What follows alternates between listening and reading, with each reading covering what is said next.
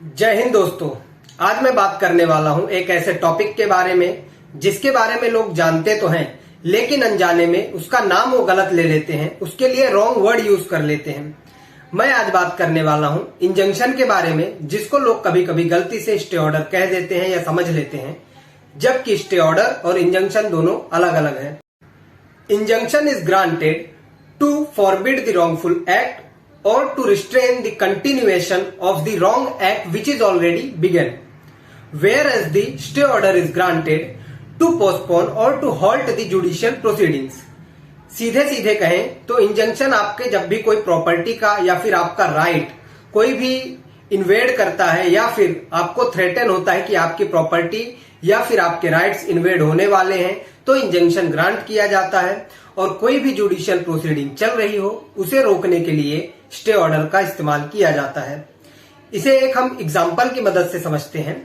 मान लीजिए आपके घर के बाजू में किसी की फैक्ट्री खुली है जिससे आपके घर पे धुआं आ रहा है और आपको हेल्थ की प्रॉब्लम हो सकती है आगे चल के, तो कोर्ट एक इंजंक्शन देगा कि उस फैक्ट्री से या तो धुएं को कम किया जाए, रोका जाए, या फिर उस फैक्ट्री को कहीं शिफ्ट किया जाए।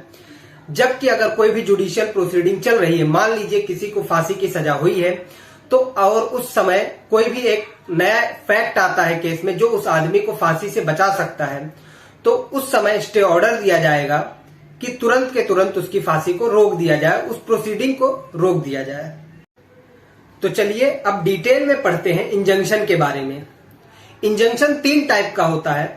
पहला परमानेंट और परपेचुअल इंजंक्शन, दूसरा टेम्पोररी इंजंक्शन और तीसरा मैंडेटरी इंजंक्शन।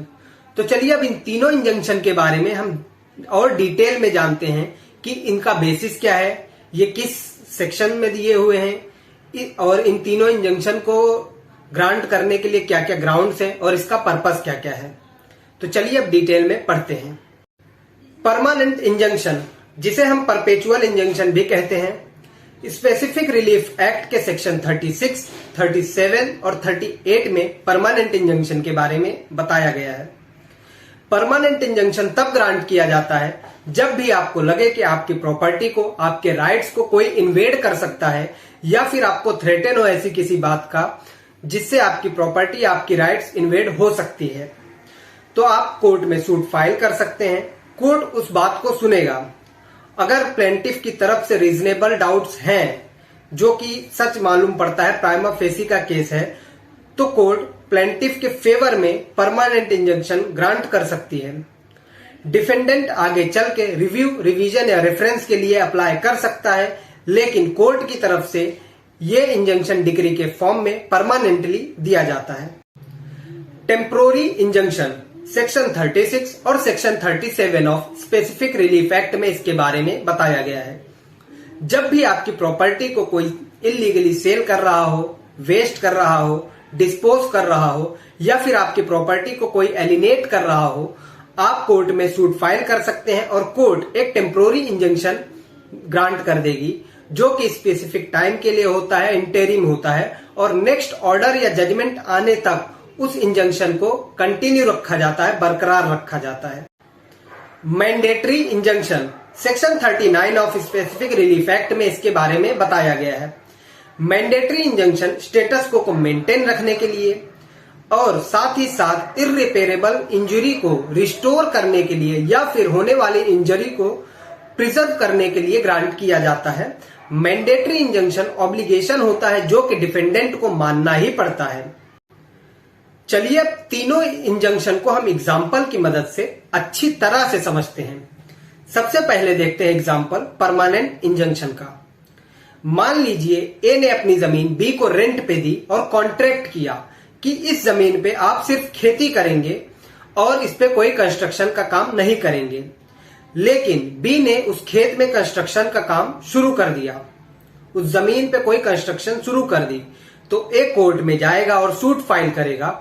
फिर कोर्ट एक परमानेंट इंजंक्शन ग्रांट करेगी कि उस कॉन्ट्रैक्ट के मुताबिक इस जमीन पे कोई भी कंस्ट्रक्शन का काम नहीं हो सकता, उसे तुरंत बंद कर दिया जाए, रोक दिया जाए।